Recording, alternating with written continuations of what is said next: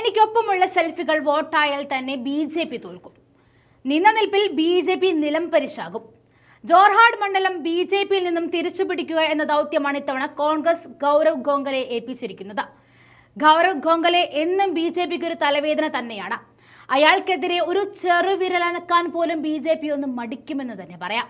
മണിപ്പൂരിൽ മാസങ്ങളായി കലാപം തുടർന്നിട്ടും ഒരക്ഷരം സംസാരിക്കാതിരുന്ന പ്രധാനമന്ത്രി നരേന്ദ്രമോദിയെ കൊണ്ട് വിഷയത്തിൽ സംസാരിപ്പിക്കാനുള്ള പ്രതിപക്ഷത്തിന്റെ 18ാമത്തെ അടവായിരുന്ന അവിശ്വാസ പ്രമേയം അവതരിപ്പിച്ചത് ആസമിലെ കരിംപോർ മണ്ഡലത്തിൽ നിന്നുള്ള കോൺഗ്രസ് എം.പി. ഗൗരവ് ഗോഖലെ ആയിരുന്നു.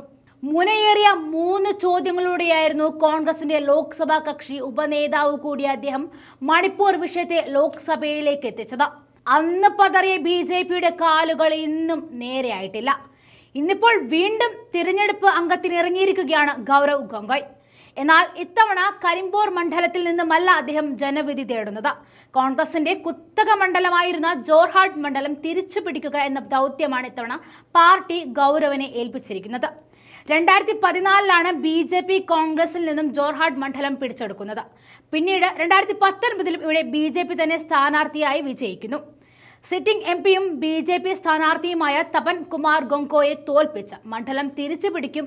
തനിക്കൊപ്പം ജനങ്ങൾ ക്ലിക്ക് ചെയ്ത ഒരു സെൽഫി ചിത്രങ്ങൾ വോട്ടായി മാറിയാൽ തന്നെ ബി.ജെ.പി. പരാജയപ്പെടും എന്നാണ് ഗോങ്കോയുടെ വാക്കുകൾ. ജോർഹാട്ട് മണ്ഡലത്തിൽ ബി.ജെ.പിയേക്കാൾ സ്വാധീനമുണ്ടാക്കാൻ ഗൗരവിന് സഹായിക്കുന്ന ഘടകം 1971, 1977 വർഷങ്ങളിൽ ഗൗരവ് ഗോങ്കോയുടെ പിതാവും ആസാം മുഖ്യമന്ത്രിയുമായിരുന്ന തരുൺ ഗൊഗോയ് തന്നെയാണ്.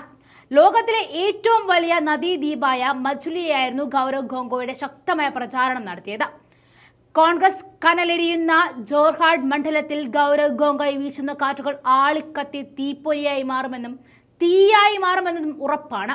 2014 വർഷത്തിൽ 55 ലക്ഷം കോടി കടമുണ്ടായിരുന്ന ഇന്ത്യക്ക് ഇന്ന് 255 കോടി കടമായി മാറിയിരിക്കുന്നു. ഇത്രയധികം കടമുണ്ടാക്കിയ ഒരു സർക്കാർ എന്ത് വികസന പ്രവർത്തനങ്ങളാണ് രാജ്യത്ത് ഉണ്ടാക്കിയതെന്ന ചോദ്യം മുൻനിർത്തി ആവർത്തിച്ച് തന്നെ പറയാം, നിങ്ങൾക്കൊരിക്കലും 3-ാം ഊഴം അത് സ്വപ്നങ്ങളിൽ മാത്രം. ഇ.ഡി. ഉപയോഗിച്ച് ഇരിക്കുന്നിടം കുഴിച്ചു നോക്കുമ്പോൾ കാലുതെറ്റി നിങ്ങൾ തന്നെ കുഴിയിൽ വീഴും.